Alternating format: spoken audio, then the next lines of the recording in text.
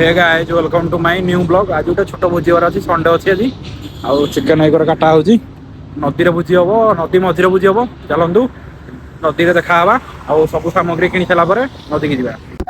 बर्तमान आम नदी आसलु नदी में जो हाथी बाहर फल सेपरेट पलि आसलु दीटा बेसी डर हाथी मारिदब आउ पलैलु जगह चेंज होगा नदी मझीरे बुझे पार नेक्स्ट टाइम हम ଆଉ ଚାଲନ୍ତୁ ଭୋଜି ଜାଗା ଗୋଟେ ଗୋଟେ ଜାଗା ଦେଖିକି ଭୋଜି କରିବା। ବର୍ତ୍ତମାନ ଆମେ ଭୋଜି ଯୋଉ କହୁଥିଲେ ନଦୀରେ କରିବା ପାଇଁ ନଦୀରେ କ୍ୟାନସେଲ ହେଇଗଲା ହାତୀ ଯୋଗୁ। ଆଉ ମୋ ସାଙ୍ଗମାନେ ଯୋଉ ଅଛନ୍ତି ଟିକେ ତାଙ୍କର ଟିକେ କଲେଜରେ ଡିଫେକ୍ଟ ଅଛି। ଆଉ ବର୍ତ୍ତମାନ ଦେଖନ୍ତୁ ଚିକେନ ରେଡି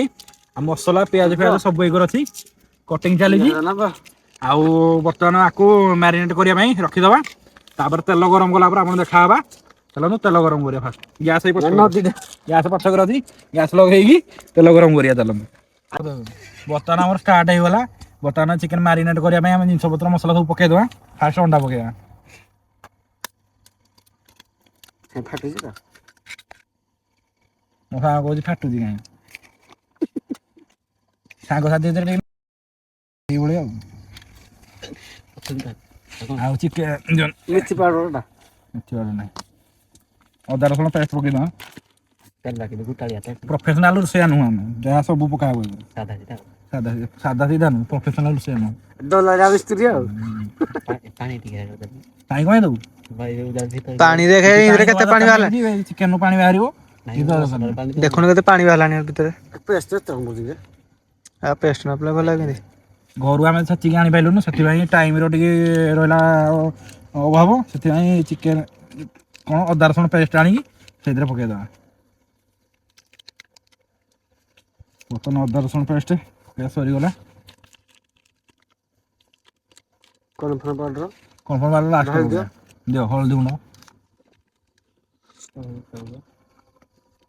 ହଳଦୀ ଗୁଣ୍ଡ ପକେଇଦବା ଆମର ଦେଖିକି ରୋଷେଇ କରିବେନି ସୁଧା ଖାଇବେ ନାହିଁ ଯୋଉଟା ଆମର ଟେଷ୍ଟ କହିଦେବୁ କରି ସାରିଲା ପରେ ନିଜେ ନିଜେ କହିଦେବୁ ନାଇଁ ଭଲ ହେଇଛି ଭଲ ହଉ ନ ହଉ ନିଜେ ନିଜେ କହିଦେବୁ ହେଲା ଲଙ୍କା ପାଉଡର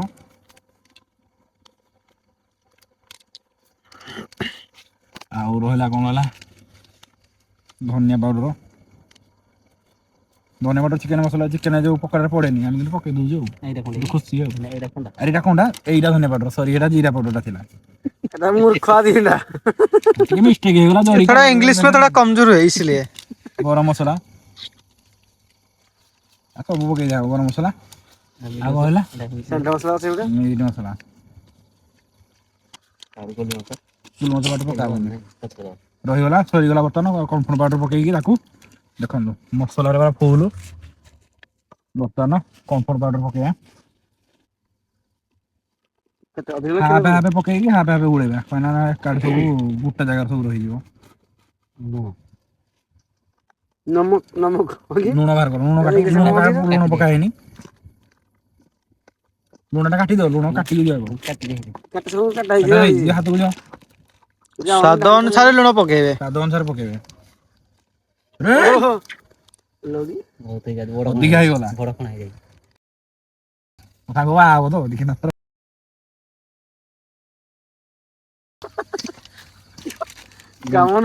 साटिस्फाई निजको साटिस्फाई न लगला जाके आम आमर टे असुविधा रोचे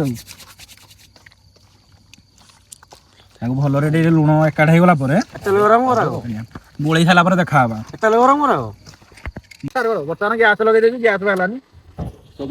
गैस बर्तमान होगा गैस कमुनी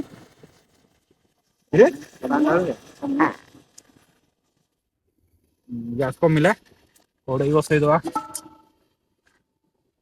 चिकेन मैरिनेट करने रखी दिखाई बर्तमान तेल गरम हो सारापर देखा बर्तमान तेल पका तेल टे देखे तेल टे देखे तेल भावे नड़िया तेल बोली रिफाइन तेल टे माने शीत अधिका जो से बसी जाए डाउन नुह तो से परिस्थिति पाखापाखि पहुँची गलु कौन तेल के जानी ना मुझे इंग्लिश बेस्ट चॉइस तेल बेस्ट चॉइस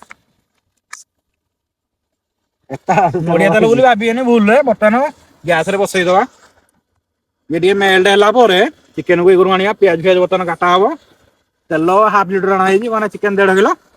ଚାଲନ୍ତୁ ଚିକେନ କୁ ଏଗୁରୁ ଆଣିବା ପିଆଜ ଫିଆଜ କାଟିବା ତେଲ ଟିକେ ମେଲ୍ଟ ହେଇଗଲା ପରେ ଦେଖାହବା ବର୍ତ୍ତମାନ ଚିକେନ ଦେଖୁଛ ମ୍ୟାରିନେଟ୍ ହେଇଗଲା ତେଲ ବି ଗରମ ହେଇଗଲା ବର୍ତ୍ତମାନ ଦେଖିବା ତେଲ ଗରମ ହେଲା କି ନାହିଁ ଫାଷ୍ଟ ଟିକେ ପକେଇକି ଟ୍ରାଏ ମାରିଦେବା ଗୋଟେ ପିସ୍ ପକେଇକି ଟ୍ରାଏ ମାରିଦେବା ତେଲ ଗରମ ହେଲା କି ନାହିଁ ଦେଖନ୍ତୁ ତେଲ ଗରମ ହେଇଗଲାନି ଚାଲନ୍ତୁ ଗୋଟେ ଭାରି ପକେଇଦବା ଆମ ଓଡ଼ିଆ ଭାଷାରେ ଭାରି ମାନେ ଗୋଟେ ଭାରି ଗୋଟେ ଦରକାର ଯେତିକି ହବ ପକେଇ ବାର କରିବା ଏକରେ ମୋ ସାଙ୍ଗ ଚିକେନ ଯୋଉ ପିଆଜ କାଟୁଛି ଆଉ ବର୍ତ୍ତମାନ ଗୋଟେ ଭାରି ପକେଇବା ଗୋଟେ ଭାରି ବାହାର କରିବା ଚାଲନ୍ତୁ ଆଗରେ ଦେଖାହବା ବର୍ତ୍ତମାନ ଚିକେନ ହେଇଗଲାନି ଚିକେନ ପକୋଡା ଦେଖୁଥିବେ ଚିକେନ ପକୋଡା ଦେଖନ୍ତୁ ଚିକେନ ପକୋଡା ରେଡି ବର୍ତ୍ତମାନ ତାକୁ ବାହାରକୁ ଆଣିବା ହାରି ଆଉ ସବୁ ରେଡି ହେଲାନି ସକ୍ସ ପିଆଜ ଫିଆଜ ସବୁ କାଟା ହେଇସାରିଲାନି ବର୍ତ୍ତମାନ ଛାଣିବା ତାକୁ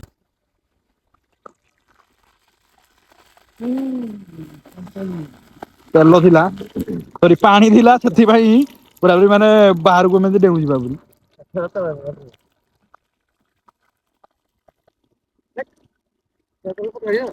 କଣ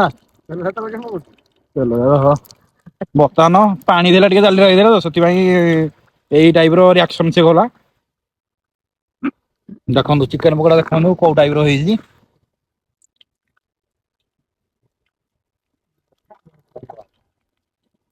ମୋ ସାଙ୍ଗ ଫାଷ୍ଟ ରାଇଡ ନବ ସିଏ ତ ରେଡି କରିଦେଲା ସବୁ ରେଡି